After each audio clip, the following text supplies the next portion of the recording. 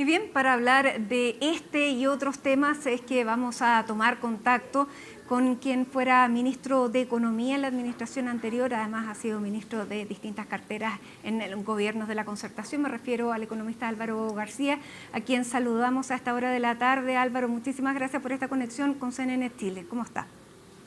Muy buenas tardes, Matilde, un gusto estar aquí. Lo primero que quisiera, y me recuerda una entrevista anterior que tuvimos cuando también pasó algo parecido, que finalmente el Ministerio de Hacienda se abrió a modificar el MEPCO y se produce una baja en el precio de los combustibles. ¿Qué es lo que está revelando y cómo toma usted esta medida? Bueno, es una muy buena noticia que se haya minorado el impacto primero del alza, de la segunda alza, la primera todavía la estamos pagando, y este es su efecto inmediato. El combustible para los vehículos va a caer un poco, muy poco, pero para la industria y para el transporte de manera significativa. ¿Está viendo usted a través de esto una apertura del ministro de Hacienda al aplicar el MEPCO? Bueno, eso ya ocurrió hace unas semanas, creo que fue lo que comentamos la última vez que nos vimos. Evidentemente cambió de criterio y utilizó el MEPCO, que es el mecanismo que Chile se había dado a sí mismo desde hace mucho tiempo y lo había usado intensamente. Bien, porque si no la presión inflacionaria sería distinta y ese es el punto complejo, ¿no? Y el bolsillo de los chilenos y chilenas sería distinto, sobre todo. Por cierto.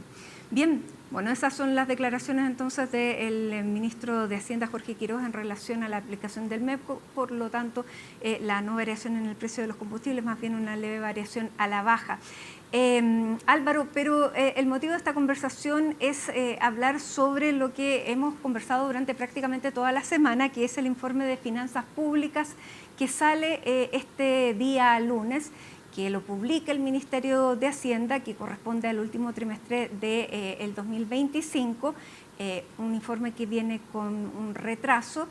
Y lo que ha generado controversia es la comunicación de este informe por parte del Ministerio de Hacienda, porque lo que hace esta comunicación es acusar de un error millonario. ¿Qué es de lo que se está acusando a la administración anterior a través de este comunicado? A ver, yo quisiera distinguir dos cosas que tú has señalado. Uno es el informe, que tiene diversas cosas y unas muy importantes a considerar. Y otro es lo que se remarcó en la conferencia de prensa, que también figura en el informe, por supuesto, y son las cifras de 10.000 millones de dólares que tú acabas de señalar. En esa materia, lo que ocurre es lo siguiente. El cálculo de los 10.000 millones de dólares proviene de los números que dio el gobierno anterior, que dijo que iba a haber un déficit de 13.000 millones, pero que eso se iba a compensar con ciertas cosas, que iba a haber eso y que la deuda iba a crecer en 3.900. Entonces el gobierno dijo, no, si hay un déficit de 13.000, la deuda tiene que crecer en 13.000, no en 3.000. Y ahí están los 10.000. Ya. El problema es que la deuda no crece igual que el déficit, porque la deuda depende de otras cosas además del déficit. Y la mejor prueba de eso es que el año 25 tuvimos un déficit muy alto y la deuda bajó. ¿Y por qué bajó la deuda si el déficit era alto? Porque bajó el dólar, porque bajó el IPC, porque subió la economía, porque se empezaron a recibir ingresos bajo la línea, se llaman, que no están contabilizados en el déficit. Y todo eso explica los 10.000 millones de pesos. Si uno lee el informe del último trimestre del gobierno anterior, todo esto está muy claramente explicado, número por número. Por lo tanto, me sorprende mucho que se haya hecho esa afirmación que no tiene ningún fundamento Es cierto que se habla de error, pero nunca se dice cuál es el error. Incluso más, en el propio texto se dice que para evaluar el impacto del déficit sobre la deuda hay que considerar la inflación, hay que considerar el valor del dólar, el valor del euro, todo lo que no se hizo. Ya, a ver, para entenderlo bien, el informe que presentó, el último informe que presentó el gobierno contiene los dos cálculos. Y lo que no hizo el gobierno actual es calcular esa diferencia. Exacto, no usó los criterios que el mismo informe dice que hay que usar. No la diferencia entre los 13.000 y los 3.000, de donde ellos sacan los 10.000, no va directo a deuda porque fue menos deuda, porque se valoró el peso, porque hubo menos inflación, porque hubo más crecimiento, porque se consideraron las variables que siempre se han considerado y que este gobierno dice que hay que considerarlas. Lo único que se le olvidó hacerlo. Ya, pero la forma de comunicar, como usted bien dice, es lo distinto, porque aquí se habla que hay un error, que hay una inconsistencia técnica significativa. En un apartado del comunicado del Ministerio de Hacienda habla de cómo se detectó, por lo que hay, sugiere que aquí hubo algo que se intentó ocultar y que este informe lo detecta, y después cómo se corrige. Por lo tanto, ¿qué es lo que está viendo usted en esta comunicación? Yo en esta comunicación vi, no sé si un apresuramiento excesivo, una búsqueda de aprovechamiento político, algo que ya ocurrió en el pasado. No sé, todos vamos a recordar que a principios de este gobierno el mismo ministro Quirós dijo que no tenían plata, que el gobierno anterior le había dejado solo 600 millones de dólares, cuando lo normal era que un gobierno le dejara 2.000 millones de dólares, y que eso había sido dicho por el propio gobierno anterior en diciembre del año pasado. Pero cuando asumió el ministro Quirós, tenía 3.000 millones de dólares, más de lo que él esperaba. Pero claramente, ¿con qué se quedó la población? Es que el gobierno entregó la caja vacía. Y en este caso lo que se queda es que hay una intención política de no sincerar las cifras. Exacto, o sea, se dice que es un error. Ahora ellos tendrán que demostrarlo. Yo creo que los números están clarísimos. He escuchado a muchos economistas hoy día, todos coinciden con eso. Al ministro Quirós tendrá que dar una explicación de por qué no hizo lo que su informe dice hay que hacer. Ahora quisiera destacar un segundo aspecto del informe, que a mi juicio es mucho más importante. Sí, pero antes de ir a eso, también hay un tema que tiene que ver con la fe pública, y la fe pública en los números, la fe pública en nuestras finanzas, en nuestra institucionalidad finalmente. Porque con esto queda en entredicho que hubo una dirección de presupuesto que engañó. También esto va de la mano de una cierta auditoría, que incluso hay ex autoridades que señalan que se hizo esta auditoría, y lo dijo, por ejemplo, el ex subsecretario de Hacienda, Alejandro Weber, donde dice este informe opera como si fuera una auditoría de las finanzas, de las cifras fiscales, y en esa materia el gobierno anterior saca una nota roja porque las diferencias en las cifras son demasiadas. Mire, yo no he visto en detalle la auditoría, ni conozco los números de las instituciones que fueron revisadas, por lo tanto no puedo dar una opinión sobre esto. Pero lo que sí me parece muy importante que tú señalaste es que hay que resguardar un activo muy importante que tiene Chile. A Chile se le cree cuando habla de sus números, y particularmente de sus números económicos.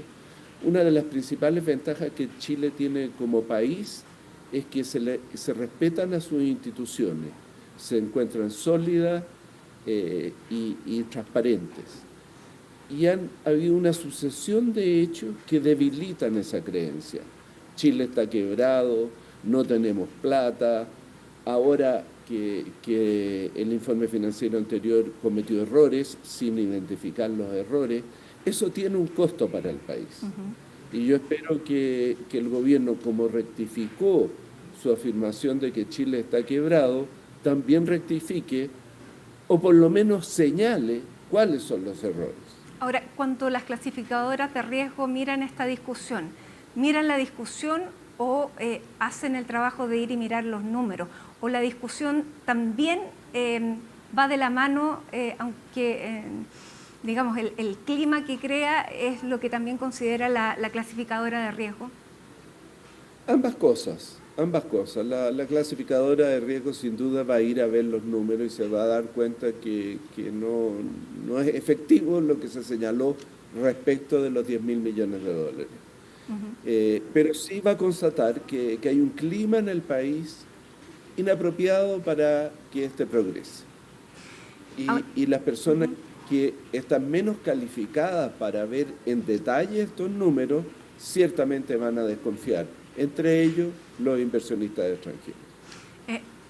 Y para la fe pública también es importante porque estos números no son fáciles de entender, Álvaro. De hecho, hemos todos hecho un esfuerzo importante por leer el informe, por entender lo que se quiso tratar, de lo que se está informando también en el comunicado de Hacienda. Y lo que queda es el mensaje final. Por eso yo le pregunto la importancia de la credibilidad de las cifras y de las instituciones. Es clave. Es absolutamente clave. Toda la economía depende de esas cifras. Por eso que era tan importante que este informe se conociera, que se debió haber conocido hace unas semanas, porque aporta datos que son claves para la toma de decisiones.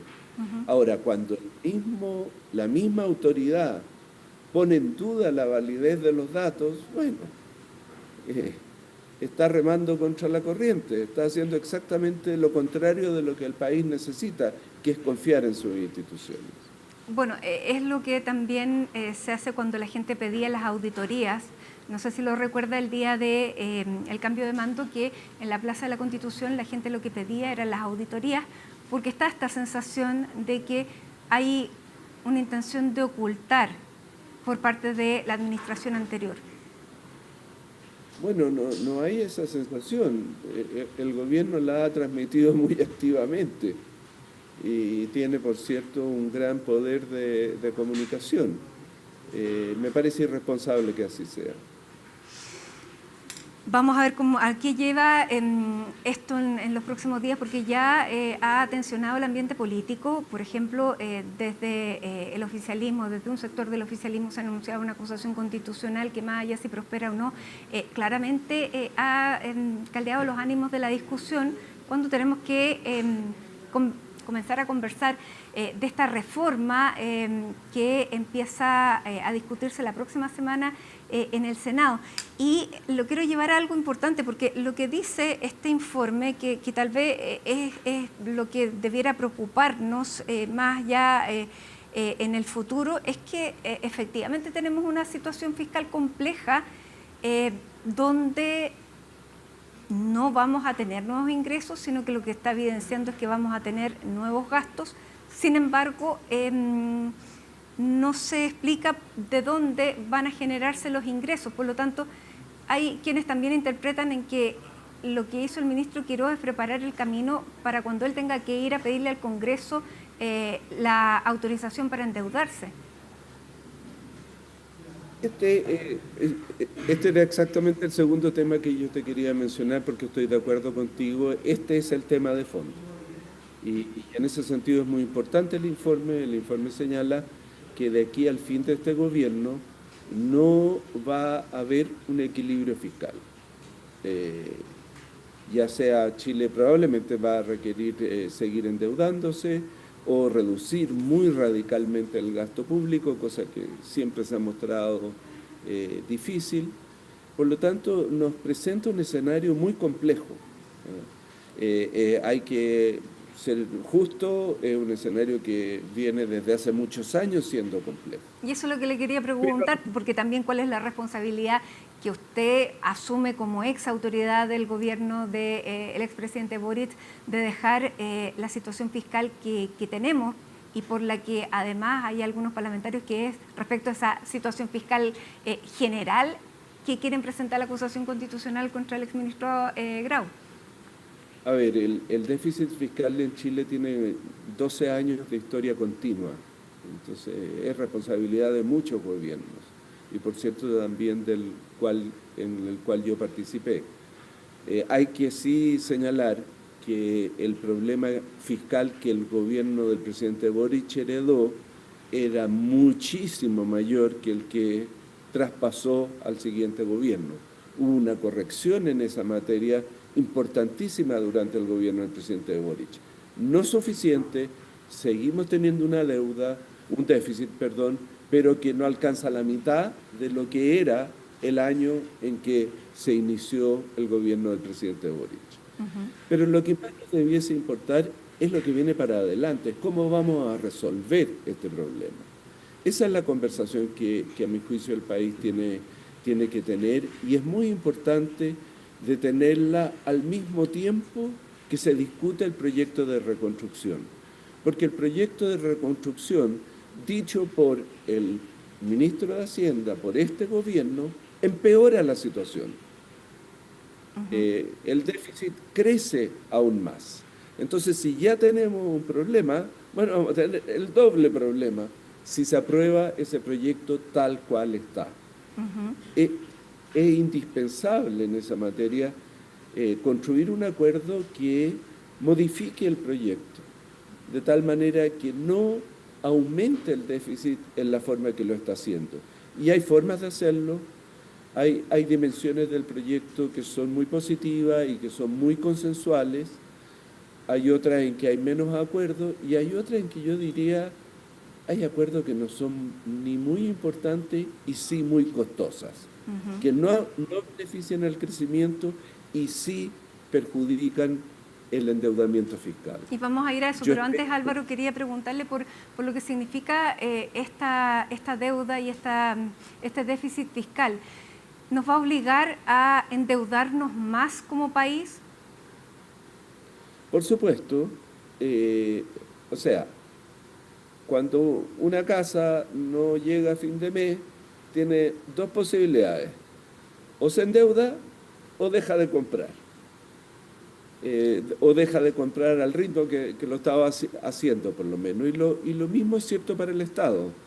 Entonces, o se va a endeudar más, o va a tener que recortar mucho el gasto público.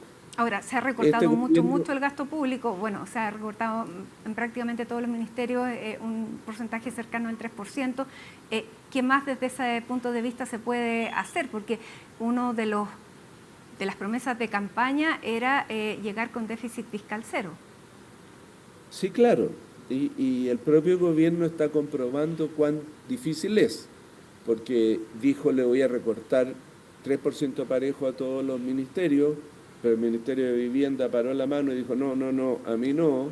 El Ministerio de Salud paró y dijo a mí no. El Ministerio de Desarrollo Social lo mismo, porque ahí están los gastos que le llegan directamente a las familias más vulnerables del país. Y el ministro de Hacienda tuvo que acceder a que la rebaja del gasto no fuera tan significativa como se lo había propuesto. Ahora, los números que da el propio ministro de Hacienda dan a entender que hay que hacer un recorte de gasto entre 3 y 4 veces más grande que este que no se pudo hacer en plenitud. Por lo tanto, por eso es muy difícil que por esa vía se equilibren las cuentas fiscales y lo que sí es cierto es que si por esa vía se busca hacerlo, el gasto que necesitan las personas se va a ver muy afectado. Ahora, la respuesta del ministro Quirós es el crecimiento es lo que finalmente va a dar la riqueza que el país necesita y es el crecimiento el que el país no ha tenido también en los últimos años y esta propuesta de reforma de reconstrucción, esta ley de reconstrucción lleva a eso, tal vez en un plazo que es diferido, y que en el entretiempo va a tener que suplir con deuda. Nadie está en contra del crecimiento. Es positivo el crecimiento, parte del programa de reconstrucción que ha propuesto el gobierno efectivamente tiene un impacto en el crecimiento no muy significativo, y hay un acuerdo bastante transversal incluso en el gobierno del monto de ese impacto, que es menos de 1%. Pero es muy arriesgado apostar a una cosa que el gobierno no determina cuánto va a crecer la economía, y sí reducir ingresos o incrementar gastos de acuerdo a esa esperanza. Eso es lo contrario de todo lo que la economía sugiere respecto del manejo de las cuentas fiscales. Por lo tanto, usted dice muy bien rebajar tal vez este monto, el impuesto corporativo, pero establecer la compensación necesaria que no se está haciendo en este proyecto. Por supuesto, establecer la compensación necesaria. A mi juicio no se debían implementar ciertos programas, el programa que le transfiere recursos a los empleadores para mantener a sus trabajadores cuesta alrededor de 1.500 millones de dólares y no genera ningún empleo. Es solo una transferencia al empleador, que ya está recibiendo transferencia por la rebaja en el impuesto de primera categoría. Tiene muy poco sentido. Después, buscar financiar este proyecto por la vía de eliminar la capacitación laboral en un momento en que todo el mundo necesita que sus trabajadores se recapaciten, es como dispararse en los pies para crecer. Ahora, Álvaro, usted en el exoficialismo elaboraron un documento con 16 puntos que se presentó a las autoridades. En paralelo, durante este fin de semana, el ministro Claudio Alvarado ha anunciado que quiere conversar, al menos con el socialismo democrático. ¿Qué es lo que el socialismo democrático está dispuesto a conversar de esos 16 puntos o de lo que estamos conversando ahora? Nosotros estamos dispuestos a conversar de todo. Creemos muy estrictamente en el diálogo. Sabemos también que un diálogo verdadero va a implicar ceder posiciones. Nunca uno tiene 100% la razón.